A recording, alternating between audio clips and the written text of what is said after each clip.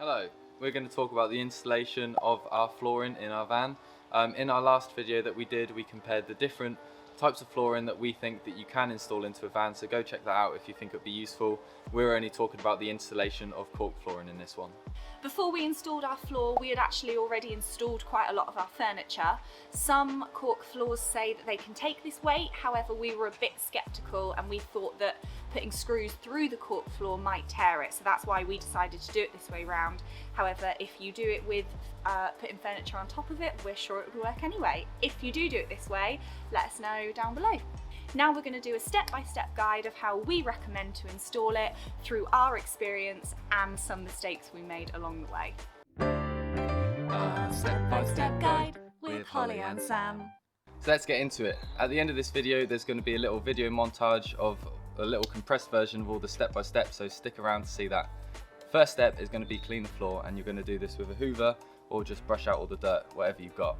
The more you clean it, the better everything's going to stick down, so clean it well. And then you can also use white spirit, which is what we did, or acetone or water just to lift up the dust, and then obviously let it dry before you move on to the next step. Moving on to step number 2, which is deciding the positioning and cutting out the tiles. So we decided to leave the full tiles down the centre strip of our van just to make it look a bit nicer and a bit neater. We then cut out all the tiles that are going around the bedposts and the counter unit, and then once you've done this, you'll want to arrange them or label them in such a way that when you come to put them down later with the adhesive, they're all still in the same order. It is quite time consuming, this bit, but all the prep work is really important to do and it makes all the difference. And now onto some tips about cutting with a scalpel. Time for some tips. So tips with a scalpel, obviously the best thing is if you have a sharp blade, that's going to make the cuts a lot better. And then when you get your piece, if you're just doing a straight line, the two options are to do one really hard pass,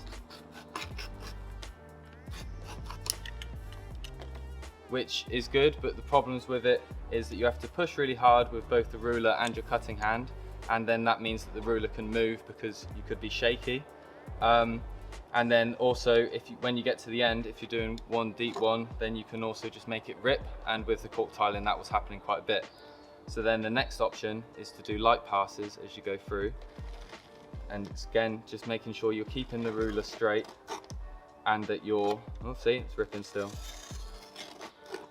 and that you're pushing into the ruler, and then that will keep an absolute straight line. And then if you're cutting a corner out and you want to keep the big bit left with that corner, rather than cutting it this way to the corner, cutting away from the corner means that you can push right down to where you want the mark to stop and go away from there. And the same there, obviously not very straight line, but just as an example. And then it's right there, because if you did it the other way, cutting away to it, and your line actually ended there, then you're going to have an overcut, and that's not what you want. So there you go, some tips with a scalpel. End of the tips. Step number 3 is applying the adhesive. We would definitely recommend using the scraper provided, as it's great at ensuring a uniform level of the adhesive on the surface. And we would also recommend applying the adhesive in lines or channels so that any air there is can go along the channel and not get trapped underneath as air bubbles. We first just stuck a few tiles down and this was really easy, so we would definitely recommend doing it this way as it gives you enough time for the adhesive not to go off. We would also recommend applying the adhesive over where the tile would finish, just to ensure that all the corners of the tile are stuck down. Obviously when you've stuck the tiles down, this will be excess, so you could remove it, or if you were doing all the tiles in one day, you could just apply adhesive back on top of this. Then step 4, which is putting the actual tile down. Obviously we want to do this quickly because you've got adhesive down at the minute. And this is where preparation is going to help a lot, because you can just bring the tiles over and stick them right down, not having to faff around with which one is which. We'd recommend putting 2 to 4 tiles down at a time, and this is just to allow the adhesive to not go off. And also the first ones that you put down, obviously going to want to pay more attention to this, and this can also be useful for a datum before cutting out all the other ones, so you can stick those ones down first and then use them as a reference. When you're sticking it down, obviously you've got these channels from the adhesive and they're all in one direction. So you're going to get your roller, put your towel down and roll it in the same direction as the channels, and then that's going to push all the air out to prevent bubbles going in. And then they're all stuck down, and you can also weigh flat heavy things on top just to give it that extra pressure to go off. I hope that was really useful. Now there's that little video thing that I said at the beginning of the video. I hope you enjoy that, and